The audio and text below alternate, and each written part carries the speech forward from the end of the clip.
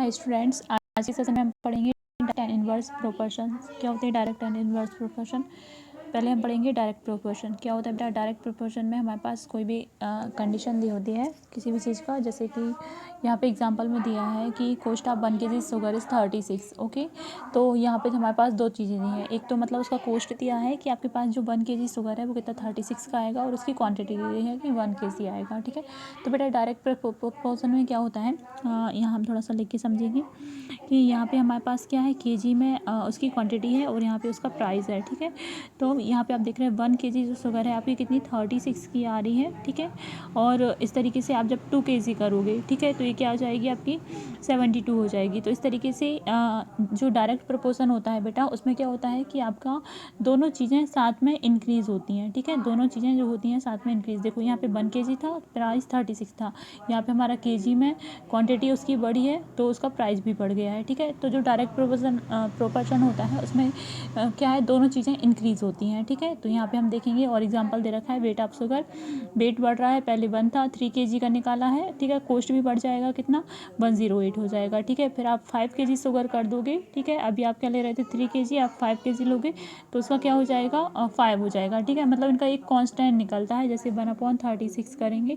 ठीक है, तो इक्वल टू के, मतलब कि 1/30 से इक्वल टू के आएगा, और फिर आप 3/108 करेंगे ना, तो ये भी कांस्टेंट के इक्वल होगा। ठीक है, मतलब कि इनका जो रेशियो होता है लगभग क्या होता है आपका सेम आएगा। जैसे यहाँ पे 3 इंक्रीज हुआ है इंटू 3, तो यहाँ पे नीचे भी उसकी कॉस्ट में भी हुआ है। ठीक है, तो इस तरीके से हमारा हो गया डायरेक्ट प्रोपोर्शन।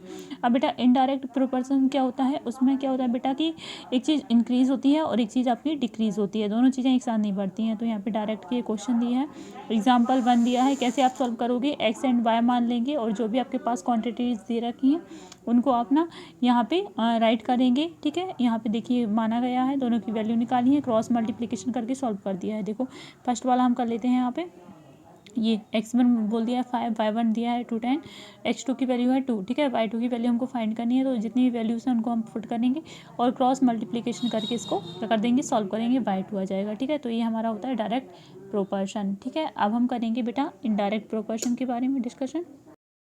तो यहाँ पे जो हमारे पास 13.1 है, इसमें सारे डायरेक्ट प्रोपोर्शन के हैं क्वेश्चन, तो अभी हम इसको ही करेंगे। ठीक है, इन क्वेश्चन पे हम डिस्कस करते हैं। जो इनडायरेक्ट प्रोपोर्शन होता है उसको इनवर्स भी बोलते हैं, उसका डिस्कशन हम नेक्स्ट वीडियो में करेंगे। ठीक है बेटा, तो 13.1 question number 1, following are the car parking charge near the railway station up to 4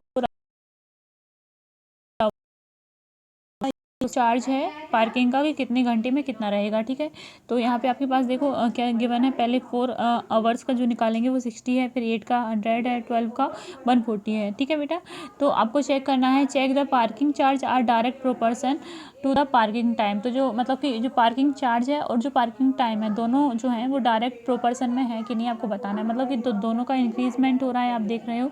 ठीक है, पर इंक्रीजमेंट हो रहा है अच्छी बात है, पर इंक्रीजमेंट जो है बेटा अगर सेम एक कॉन्स्टेंस जो गैप रहता है, एक फिक्स जो गैप रहता है उसके अकॉर्डिंग होता है, तभी हम उसको डायरेक्ट प्रोपोर्शन बोलते हैं। ठीक है बेटा, तो direct proportion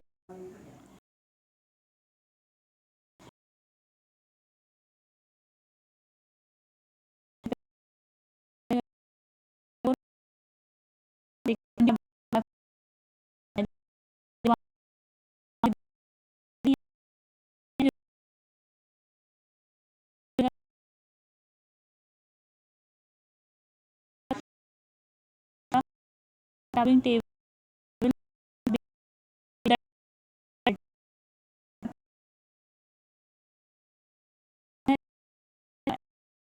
bye one bye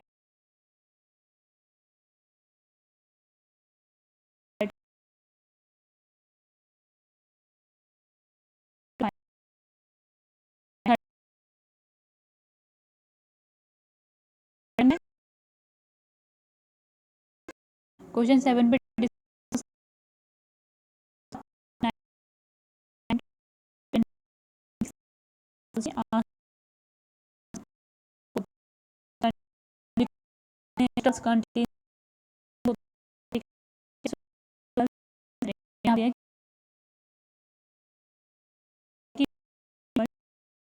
2 हमारे पास दे रखा है amount of sugar, number of crystals दे रखा है, सेकंड दिया है 5, तो हम इसका x सपोज कर लेंगे। ठीक है बेटा, कैसे निकालेंगे, क्रॉस मल्टीप्लिकेशन करेंगे आप इनका।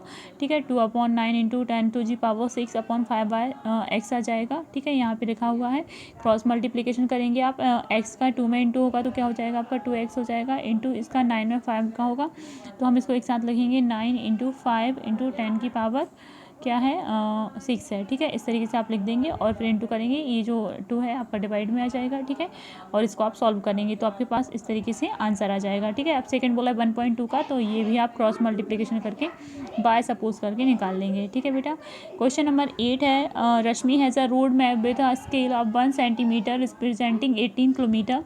सी drive on a road for 72 kilometre, what would be है distance covered in the map. तो यहाँ पे बताया गया है, सेम है, यहाँ पे एक्स और वाई मानकर ही आपको सारे सॉल्व करने हैं बेटा। तो 13.1 आज आप कंप्लीट कर लेंगे, कल के सेशन में हम करेंगे 13.2। ओके बेटा, थैंक यू फॉर वॉचिंग।